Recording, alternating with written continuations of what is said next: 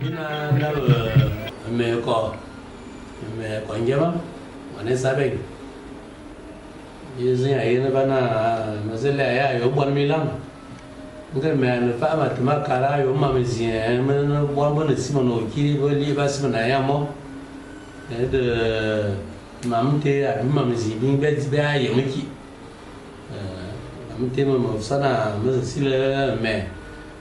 ame mbola di ya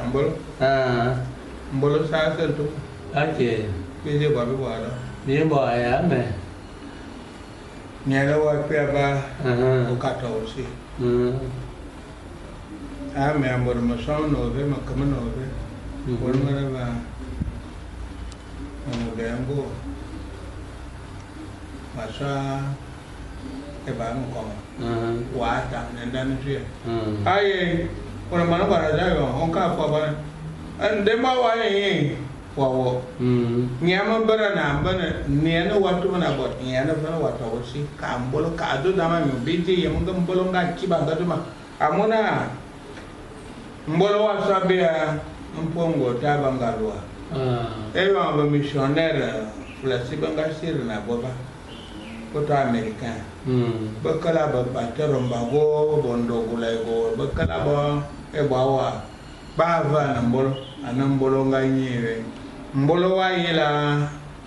ko bongwe mena na no tu na da yela yo madonna correspond with domingil bala long life mbolo wa yela do yela fana ba pluriel ngabe o be to ne tam mbola me ko mana mbola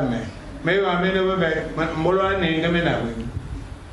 ana bo be jika ba be ba mbolo ngotu bana shwa wa shama yam e kana ya mene tu bana ne betam wa kama kama mene shwa me kana le me lanjan ma yana na to ma yir mu ku do ma dime ma ko akal kuma ka pia ba e wa shwa to bo si no aka to ma be ngai shwa ngai mwa ngai ngakie ba to ma be ka wala do damanyo ngana na